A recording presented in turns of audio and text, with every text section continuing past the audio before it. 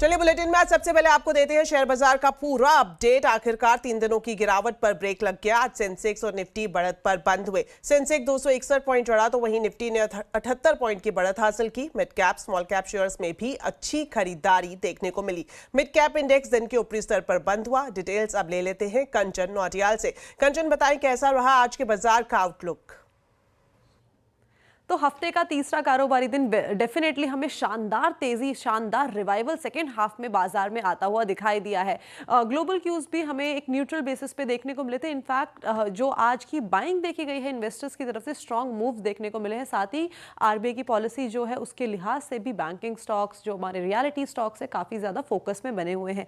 यही नहीं बल्कि अगर हम बात करें बाकी इस टाइम पे डिफेंस शेयर की, रेलवे शेयर की, वहाँ पे भी अच्छे खासे मूव हमें तेजी से देखने को मिले हैं। मिड कैप और स्मॉल कैप का जलवा तो हमें काफी लंबे टाइम से देखने को ही मिल रहा है, लेकिन आज बड़े जो मेजर इंडाइसेस है वहां की भी जो तेजी है शानदार रही है। अब देखते हैं कि स्टॉक स्पेसिफिक एक्शन किस तरीके का रहा है। देखो, इटर्नल में अच्छी खासी तेजी देखने को मिली है, करीबन 3.5% की। वहीं अगर बात करें जियो फाइनेंशियल की, 2.5% का इजाफा यहाँ पे भी आता हुआ दिखाई दिया है। इंडसइंड बैंक में वापस से एक रिवाइवल 2% तक के करीबन अपमूव देखने को मिले हैं। टाटा मोटर्स की बात करी जाए तो करीब करीब 1% की तेजी। यहाँ पे रिपोर्ट भी आई थी ब्रोकरेज की। ब्रोकरेज का जो स्टांस था वो न्यूट्रल टू पॉजिटिव साइड बना हुआ था। अब बात करते हैं गिरने वाले शेयर्स की। देखिए, बजाज फिनसर्व में आज हमें एक कमजोरी का सिलसिला देखने को मिला है। ट्रेंड की बात करी जाए तो करीबन 0.25% के डाउन साइड यहाँ पे देखने को मिला है। इनफैक्ट आयशर मोटर्स भी आज थोड़ा सा पेन में आता हुआ दिखाई दिया। और श्रीराम फाइनेंस की बात करी जाए तो करीब करीब 1% की गिरावट यहाँ पे भी हमें देखने को मिली है। देख लेते हैं मिड कैप का हाल कैसा था। जैसे कि मैंने आपको बोला ही था कि जो रेलवे शेयर है काफ़ी तेज़ी हमें देखने को मिली थी। 0.7% का इजाफा यहाँ पे आता हुआ दिखाई दिया है। पीबी फिनटेक की बात करी जाए तो करीबन 6% के मूव्स यहाँ पे देखने को मिले हैं। एपीएल अपोलो ट्यूब्स की बात करी जाए तो 5% का अप्रॉक्सीमेटली अपसाइड यहाँ पे है। और जुबिलेंट फूड वर्क भी करीब करीब यहाँ पे 5% तक बढ़ता हुआ दिखाई दिया। देखिए, जितने भी ये वाले काउंटर्स हैं, फूड काउंटर्स हैं, वहाँ पे जो जुबिलेंट फूड है वो ब्रोकरेज को इस टाइम पे काफ़ी ज़्यादा पसंद आ रहा है। मिड कैप के गिरने वाले शेयर में एबीएफआर यहाँ पे एक ब्लॉक डील हुई थी, जिसके बाद ये रिएक्शन देखने को मिला है। एल्केम अगेन यहाँ पे ब्लॉक डील के बाद ये रिएक्शन देखने को मिला है। प्रीमियम एनर्जीज में करीबन 2.5% का डाउनसाइड देखने को मिला। और सूजलॉ एनर्जी की बात करी जाए तो करीब करीब 2% की गिरावट के साथ ये बंद हुआ है। शुक्रिया कंचन इस पूरे मार्केट अपडेट के लिए। तो जल्द ही मोदी सरकार के तीसरे टर्म का पहला साल पूरा होने जा रहा है। सरकार अपने 11 साल का रिपोर्ट कार्ड पेश करेगी। आज प्रधानमंत्री नरेंद्र मोदी की अध्यक्षता में काउंसिल ऑफ मिनिस्टर्स की बैठक होने वाली है। इसमें सरकार के 11 सालों का लेखा जोखा दिया जाएगा। डिटेल्स ले लेते हैं असीम मनचंदा से। तो असीम, बताएं इस बैठक में क्या कुछ होने की संभावना है? प्रधानमंत्री मोदी ने पिछले साल 9 जून को शपथ ग्रहण की थी। अब उनके कार्यकाल को 1 साल पूरा होने वाला है। इतना ही नहीं, मोदी सरकार का ये तीसरा टर्म है और सरकार के 11 साल भी पूरे होने वाले हैं। अब सरकार अपने एक प्रोग्रेसिव रिपोर्ट या यूं कहे कि रिपोर्ट कार्ड जनता के सामने रखने की तैयारी कर रही है।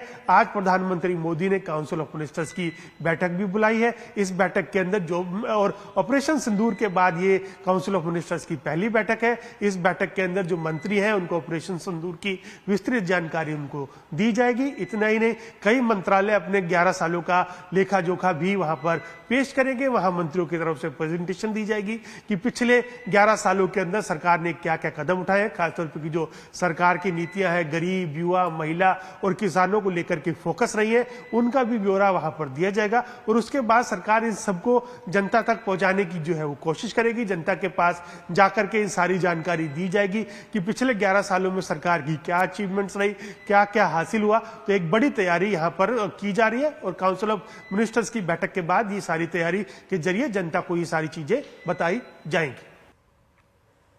शुक्रिया असीम इस पूरी जानकारी के लिए। तो ऑपरेशन सिंदूर पर संसद के विशेष सत्र की मांग के बीच सरकार ने मॉनसून सत्र की तारीख का ऐलान कर दिया है। मॉनसून सत्र 21 जुलाई से शुरू होकर 12 अगस्त तक चलेगा। संसदीय कार्य मंत्री किरेन रिजिजू ने कहा कि मॉनसून सत्र में कई अहम मुद्दों पर चर्चा होगी। 21 जुलाई से 12 अगस्त तक मॉनसून सेशन को चलाने का हमने डेट तय किया है। और हम ये भी कहना चाहता है कि कुछ लोग स्पेशल सेशन के बारे में बात करते हैं, तो इसमें ऐसा है, हर सेशन स्पेशल ही होता है। विंटर सेशन हो, मानसून सेशन हो, बजट सेशन हो, हर पार्लियामेंट सेशन बहुत महत्वपूर्ण होता है, वो स्पेशल सेशन होता है और देश का दिशा तय करने के लिए, कानून बनाने के लिए, नीति बनाने के लिए और बहुत ही जो अपने अपने मेंबरों का इम्पोर्टेंट बातें करने का भी प्लेटफॉर्म है। तो इसमें मैं चाहता हूं कि हर पार्टी मानसून सेशन जब आएंगे फिर हम जो भी महत्वपूर्ण मुद्दे हैं फिर पार्लियामेंट में हम चर्चा करेंगे। राहुल गांधी नरेंद्र सरेंडर वाले बयान पर घिरते नजर आ रहे हैं। बीजेपी ने इसे लेकर नेता विपक्ष राहुल गांधी के खिलाफ मोर्चा खोल दिया है। बीजेपी का कहना है कि इस तरह का बयान सेना का सीधा अपमान है। बीजेपी ने यह भी कहा कि जो बात पाकिस्तानी सेना, आतंकी हाफिज सईद और दूसरे लश्कर के आतंकियों ने कही, वैसी बात राहुल गांधी कर रहे हैं। दरअसल सीज फायर को लेकर चल रहे विवाद पर राहुल ने तंज करते हुए कहा था कि नरेंद्र मोदी ने ट्रंप के कहने पर सीज फायर किया और अब इस पर बीजेपी ने पलटवार किया है। पहली बार राहुल गांधी जी ने ऐसा बयान दिया है जो पाकिस्तान के सेना प्रमुख ने भी नहीं बोला, पाकिस्तान के किसी आतंकी संगठन ने भी नहीं बोला, मौलाना मसूद अजहर ने भी नहीं बोला और हाफिज सईद ने भी नहीं बोला। इसमें से किसी ने यह शब्द नहीं बोला है कि भारत ने सरेंडर किया है, बल्कि उन लोगों ने अपनी अपनी तकलीफों का इजहार गाहे बगाहे किया है। अगर इसके बाद ये बोल रहे हैं तो मैं पूछना चाहता हूं, क्या आप उन नेताओं से एक कदम आगे जाना चाह रहे हैं? एक हिंदी में कहावत होती है, नया मुल्ला प्याज ज्यादा खाता है, मगर यहां गैर मुल्ला इस कदर प्याज खाने में लगा हुआ है कि उसे लग ही नहीं रहा है कि यह देश के स्वाभिमान और सेना के शौर्य और सेना का कितना भीषण अपमान कर रहा है। उधर से ट्रंप ने एक इशारा किया, फोन उठाया, कहा मोदी जी क्या कर रहे हो?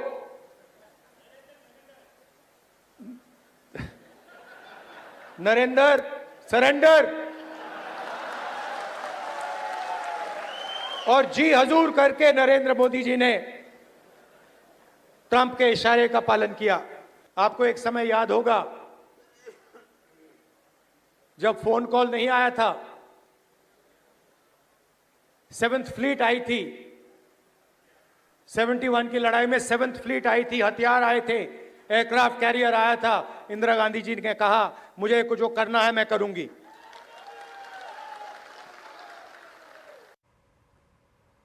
साथ ही आपको बता दें, राहुल गांधी को इलाहाबाद हाई कोर्ट ने कड़ी फटकार लगाई है। इलाहाबाद हाई कोर्ट ने कहा कि अभिव्यक्ति की आजादी का मतलब सेना का अपमान नहीं है। राहुल गांधी ने कोर्ट के सामने अपनी सफाई में कहा था कि वो चीन की आलोचना कर रहे थे। ये पूरा मामला दरअसल 2022 का है, जिसमें राहुल गांधी ने एक टिप्पणी की थी, जिसमें उन्होंने कहा था कि अरुणाचल में चीनी सैनिक भारतीय सैनिकों की पिटाई कर रहे हैं। राहुल गांधी ने यह भी कहा था कि लोग भारत जोड़ो यात्रा के बारे में तो पूछेंगे, लेकिन चीन द्वारा भारतीय क्षेत्र में 2000 वर्ग किलोमीटर पर कब्जा करने, 20 भारतीय सैनिकों की हत्या करने और अरुणाचल प्रदेश में हमारे सैनिकों की पिटाई करने के बारे में एक सवाल भी नहीं पूछेंगे। आज नई दिल्ली में भारत और ऑस्ट्रेलिया के बीच द्विपक्षीय वार्ता में आतंकवाद के खिलाफ साझेदारी और संकल्प को एक बार फिर से दोहराया गया। इस बातचीत में भारत के रक्षा मंत्री राजनाथ सिंह और ऑस्ट्रेलिया के डिप्टी पीएम और रक्षा मंत्री रिचर्ड मार्लिस ने हिस्सा लिया। रिचर्ड मार्लिस ने कहा कि प्रधानमंत्री मोदी के नेतृत्व में दोनों देशों के रिश्तों को एक नई ऊंचाई मिली है। वहीं रक्षा मंत्री राजनाथ सिंह ने कहा कि दोनों देशों के बीच रक्षा सहयोग के लिए अहम काम हुआ है। पिछले 3 साल में रक्षा सहयोग व्यापक रणनीतिक संबंधों का महत्वपूर्ण स्तंभ बनकर उभरा है। एक ऐसे समय में जब भारत सीमा पर चुनौतियों का सामना कर रहा है, ऑस्ट्रेलिया के सहयोग के लिए भारत शुक्रगुजार है। हम संबंधों को आगे बढ़ाने की दिशा में मिलकर काम करेंगे। This meeting is happening at a time when India is facing extreme challenges at our western border, and we have taken steps in response to barbaric incident in Kashmir. We thank Australia for its support on this issue. चलिए अब आपको बताते हैं rail यात्रियों से जुड़ी एक अहम खबर। ट्रेन टिकट की ऑनलाइन विंडो खुलते ही सीटों का चंद सेकंड में फुल हो जाना या तत्काल बुकिंग के दौरान पेमेंट गेटवे का क्रैश हो जाना। रेल यात्रियों को आए दिन इस तरह की असुविधा का सामना करना पड़ता है, लेकिन आपको जानकर हैरानी होगी कि आपको जो ये दिक्कत हो रही है इसके पीछे बड़ी वजह है जालसाजों के गैंग जो बॉट अकाउंट के जरिए बुकिंग खुलते ही टिकट साफ कर देते हैं। इन्हीं जालसाजों पर बड़ा एक्शन लेते हुए रेल मंत्रालय और IRCTC ने 2.5 करोड़ फेक आईडीज को खत्म किया है। इन्हीं फेक आईडीज की मदद से जालसाज ऑनलाइन टिकट विंडो के खुलते ही 5 मिनट में सीटें बुक कर लेते थे। इनमें से कई अकाउंट एजेंट्स और सॉफ्टवेयर से जुड़े थे जो सिस्टम की खामियों का फायदा उठा रहे थे। इस एक्शन के बाद रेल मंत्रालय ने सफाई दी है कि ऑनलाइन टिकट प्रणाली को आधुनिक और सुरक्षित बनाया जा रहा है ताकि फ्रॉड को रोका जा सके।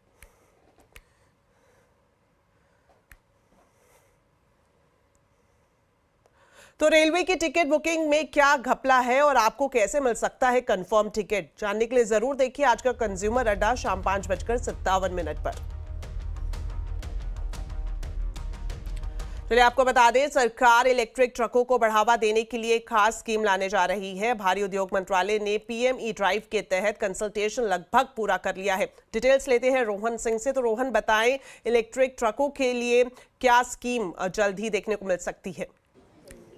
जी गुड आफ्टरनून। आपने कुछ दिन पहले देखा था कि इलेक्ट्रिक कार मैन्युफैक्चरिंग के लिए गाइडलाइंस आई थी और जो अगली बड़ी चीज़ होने वाली है वो है इलेक्ट्रिक ट्रक पे फोकस। सरकार एक स्कीम ला रही है PM E-ड्राइव के अंदर, उसके लिए 500 करोड़ रुपए अतिरिक्त रखा गया है और ये इंसेंटिव देगा इलेक्ट्रिक ट्रक्स की मैन्युफैक्चरिंग को भारत में। और कितना इंसेंटिव मिलेगा, तो अभी जो प्रस्ताव चल रहा है उसमें 2 ऑप्शंस हैं, या तो 5,000 रुपये प्रति किलोवाट आवर या फिर 7,500 रुपये प्रति किलोवाट आवर। और कोशिश की जाएगी कि 5,000 रखा जाए ताकि अधिक से अधिक गाड़ियों को इसमें शामिल किया जा सके। इसमें एक शर्त रखी जाएगी स्क्रैपिंग सर्टिफिकेट की, कि जो भी लोग इंसेंटिव लेना चाहते हैं, चाहे वो ट्रांसपोर्टर्स हो, फ्लीट ओनर्स हो, उन्हें एक स्क्रैपिंग सर्टिफिकेट पुराने डीजल गाड़ियों का रखना पड़ेगा या फिर वो उसे ट्रेड भी कर सकते हैं, किसी और से खरीद सकते हैं। इस शर्त को रखा जाएगा। स्टेक होल्डर कंसल्टेशन लगभग पूरा हो चुका है और जो अनुमान लगाया जा रहा है इसके बाद जो डीजल गाड़ियां हैं और जो इलेक्ट्रिक ट्रक्स हैं उनके बीच का जो फासला है करीब 15-20% कीमतों में अंतर पड़ जाएगा, क्योंकि अभी जो इलेक्ट्रिक ट्रक्स हैं लगभग दोगुनी कीमत की होते हैं एक डीजल ट्रक के मुकाबले। तो इस अंतर को कम करने की कोशिश की जा रही है। गाइडलाइंस लगभग तैयार है, स्टेक होल्डर कंसल्टेशन पूरा हो चुका है और अगले कुछ दिन में ये जारी कर दिया जाएगा। शुक्रिया रोहन इस पूरी जानकारी के लिए। चलिए एक और बड़ी खबर आपको बता दें, एलन मस्क ने ट्रंप प्रशासन से अलग होने के बाद अब उनकी आलोचना भी शुरू कर दी है। ट्रंप के टैक्स एंड स्पेंडिंग बिल को मस्क ने बेहद घिनौना करार दिया है और कहा है कि इससे अमेरिका का वित्तीय घाटा और भी बढ़ जाएगा। मस्क ने एक्स पर लिखा है कि माफ कीजिए, लेकिन मैं अब और बर्दाश्त नहीं कर सकता। ये कांग्रेस का खर्च से भरा बेतुका और शर्मनाक बिल है। जिन लोगों ने इस पर वोट किया है उन्हें शर्म आनी चाहिए, क्योंकि उन्हें पता है कि उन्होंने गलत किया है। मस्क इससे पहले भी इस बिल की आलोचना कर चुके हैं, लेकिन अब उनके सुर बेहद तीखे हो चुके हैं। वहीं ट्रंप प्रशासन ने इस बिल को बिग एंड ब्यूटीफुल करार दिया है। इस बिल के जरिए टैक्स घटाने और खर्च बढ़ाने का फैसला किया गया है। मस्क ने चेतावनी भी दी है कि इस बिल से अमेरिका का बजट घाटा $2.5 लाख करोड़ तक बढ़ जाएगा।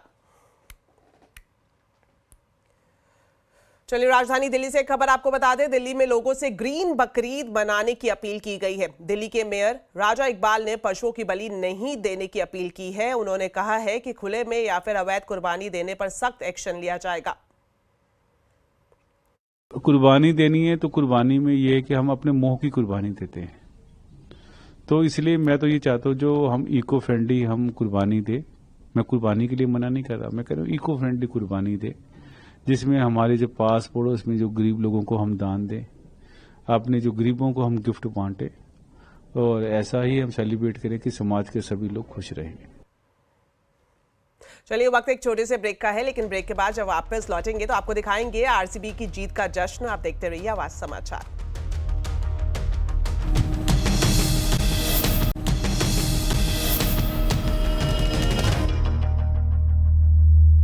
ब्रेक के बाद आपका स्वागत है। अब आपको लेकर चलते हैं राम नगरी अयोध्या, जहां श्री राम की जो प्राण प्रतिष्ठा का कार्यक्रम है जारी है। 3 दिवसीय अनुष्ठान का दूसरा दिन है। कल पंचांग पूजन, यज्ञ और वास्तु पूजा जैसे धार्मिक कार्यक्रम हुए थे। कल यानी 5 जून को प्राण प्रतिष्ठा विधि पूर्ण होगी। आपको बता दें, मुख्यमंत्री योगी आदित्यनाथ इस कार्यक्रम में मुख्य यजमान होंगे। इससे पहले श्री राम मंदिर के प्रथम तल का जायजा लिया हमारी संवाददाता सपना शुक्ला ने, और प्रथम तल पर ही भगवान श्री राम दरबार की सुंदर मूर्तियां स्थापित की जाएंगी। मूर्तियों को देखिए जरा आप, मानो यूं लगता है कि अभी बोल पड़ेंगी। जैसे ये दशरथ जी की एक मूर्ति है और उनके हाथ में राम लला हैं, जो देखिए कितनी खूबसूरती से बनाए गए हैं। कौशल्या माँ हैं, केकई हैं, उनकी तीनों देखिए रानियां हैं। उधर ये यज्ञ वाली एक झांकी बनाई गई है, जब यज्ञ किया जाता है और यज्ञ से कलश मिलता है। और ऐसे ही इधर भी है। अभी देखिए कुछ जो है कंप्लीट हो गई हैं, एक मैं आपको दिखाती हूँ। अब ये देखिए कितनी खूबसूरत है। जब शादी हो रही होती है और धनुष तोड़ दिया होता है राम जी ने, तो देखिए उसके बाद परशुराम जी आते हैं कि ये धनुष किसने तोड़ा, मैंने शिव को दिया था, किसी ने तोड़ कैसे दिया। तो कितनी खूबसूरती से बनाए गए हैं। और इसमें रंजीत जी ये कह रहे हैं कि उन्होंने एक भी चित्र नहीं देखा है। बिना चित्र को देखे, रामचरितमानस की चौपाइयों को याद करके, उनको पढ़ के और आंखें बंद करके, राम का सुमिरन करके वो इन चित्रों को बनाते हैं, वो इन मूर्तियों को बनाते हैं। ये वाकई में अद्भुत है। आरसीबी की टीम आईपीएल का खिताब जीतने के बाद बंगलुरु पहुंची, जहां एयरपोर्ट पर फैंस ने फूल मालाओं से टीम का जोरदार स्वागत किया। टीम के सभी खिलाड़ी सीधा चिन्नास्वामी स्टेडियम पहुंचेंगे। इस मैदान पर शाम 5 बजे से बंगलुरु की जीत का जश्न मनाया जाएगा।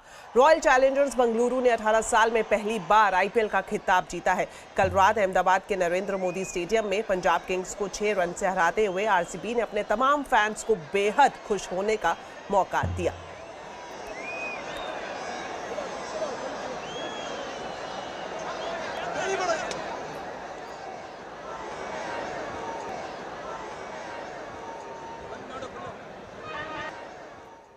चलिए, इसी के साथ फिलहाल इस बुलेटिन में इतना ही। आप खबरों पर अपडेट रहे, सीएनबीसी आवाज से जुड़े रहें हमारे सोशल मीडिया हैंडल्स के जरिए। नमस्कार।